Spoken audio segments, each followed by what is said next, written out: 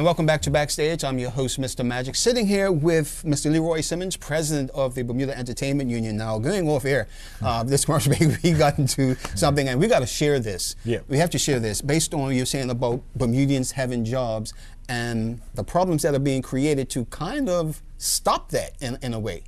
Look, this is a season right now where the job market is tough. We all know that. The job market is tough. So for the life of me, I don't understand a government who has campaigned on jobs for Bermudians will put a policy in place that pretty much eliminates that whole process. In other words, once you ensure that people have gone through us first, because we ensure not only that they're on the international unfair list, but just as importantly, that locals are hired, that's a job for a Bermudian. That's something. You know what I'm saying. I do. I understand totally what that means. So I don't understand why the minister would insist on eradicating a policy. In fact, he should be legislating the policy, that was in place. But I was told straight up that will never happen. Well, what do you mean never happen? Well, let me just say this, is that never say never. Exactly. Never say never, because, sometimes, we're in positions, for a period of time. I could say as president of the union that certain things will not happen under my presidency. Okay. You understand what I'm saying? I understand totally. So we must move forward and ensure, I think this government, which we've stated to them, they need to do the right thing and ensure that Bermudians get the opportunity to work in their own country. That's what you campaigned on. That's what the Bermudians believe in, and they're willing. This is the problem, that we're willing and able, but you're going to cut that process, or create a policy that pretty much can eliminate that or makes it very difficult for Bermudians to be in that position. Wow. Wow. Okay. And as you know, as entertainers, there aren't that many venues and opportunities for us in the first place. How was it for you, growing up into music, having your mom as your music teacher and things like that? Yeah. Well, yeah, actually my mom wasn't my music teacher.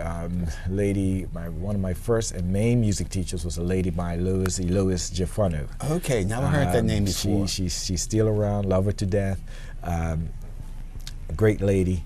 Spend a lot of time with her. She's good. But growing up, we had several parents. It wasn't just about my mom and dad. It was godmas. It was people in the neighborhood. Everybody brought you up. Oh yeah. I remember my godma, sitting over there practicing, and she said, "Boy, that's not your lesson." So I'm doing my own thing, trying to jam. Oh please, you know what? I think I heard the same thing over at Grant's house. Yeah. At Grant Williams' house. Yeah. So I can understand. Pull you by your ear. Yeah. Of course, another lady, Alice Woolrich, who will, just looking out for you, who understood music. People like those, I appreciate folk like Rhoda Sutton. Definitely. Remember Rhoda Sutton? Definitely. I remember and Ronald. At First Church of God, being a young kid, and I used to just sit next to her on the piano, and she would, right in the middle of the service, slide over, say, "Come on, boy," and just make me play. Yes. Those were some invaluable times, man, experiences for me to understand the need to practice. I mean, as a teacher now, we often say, practice makes perfect. I tell my kids, no.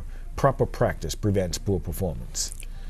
So understand there's a difference. You can practice, and you can practice something very wrong for a long time, and that's the way you'll do it. That is true. So proper practice prevents poor performance. And, I appreciate the things that some of these ladies invested in me. Another lady, Miss Gums, remember her? She plays organ at Engle Street. Yes. You learned some things. I remember even sneaking around to Angle Street, sort of breaking into the church and learning how to, broke into church. Wanted to get on the organ because, we didn't have organs. But to learn how to practice. And this was a Hammond organ, folks. Hammond organ. You hear me? And he mentioned Miss Gums. Oh, my goodness. This lady knew how to tickle those ivories, and and you yourself. And that's where you came up. You put the group together. I mentioned those ladies' names earlier. I had quite a few groups. Remember 4+1? You remember that the Williams brothers? The Williams brothers, Malvin, myself. Gilbert, Vane, Donovan, Christine, sister. Of course, Gospel Harmony, one of the groups you mentioned. We've worked with several choirs. So many different groups along the way. But leaving the island at 16 was probably even a great experience for me. Went to school in Florida and being exposed to music on a different level. We grew up in this environment, learning to play by ear. Of course, they taught you some basic stuff. I remember my first music class at Warner Southern College, and they handed out sheets of music. And the instructor started playing, and everybody came in singing, and it blew me away. I felt like, first of all, as a black man, something was wrong because I was the only black guy in the class. So wait a minute, these must have had the music before me. And what I realized was they grew up in an environment where they were taught how to sight sing. Okay. So it was no big thing for them to, music to be played. And they just come in and sing. The choir rehearsals were very interesting. They would have a choir rehearsal, perhaps 45 minutes, half an hour before service. That they're going to do for the service because they're basically sight singing. Gotcha. So that was a struggle, a real struggle for me. I had to learn how to do that. But I worked on that, my first year.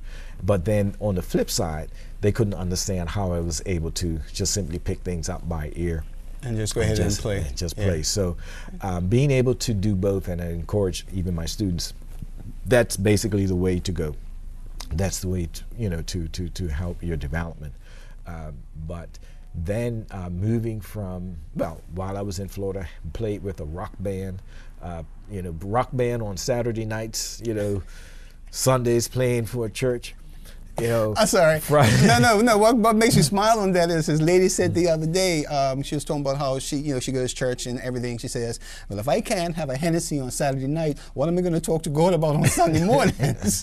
So I see this. Leroy, thank you. I mean, we can sit here and we can go on about this, but it's only a half-hour show, folks. And I truly appreciate you being here. Thank you so much for the information about the Bermuda Entertainment Union and this little snippet on your life growing up. Hopefully we can have you back and we can cover that story and truly carry on with this type of conversation. Thank you, bro. I know you're very welcome.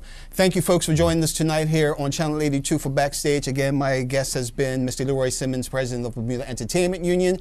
And if they have again, give them the email real quick. info@bermudaentertainmentunion.com. Check that out. If you're an entertainer, you want to be part of this, and they will definitely lead you in the right direction. Talk to you next time, next show, new guests, new conversation. I'm Mr. Magic. Thank you all very much, and have yourselves a great evening.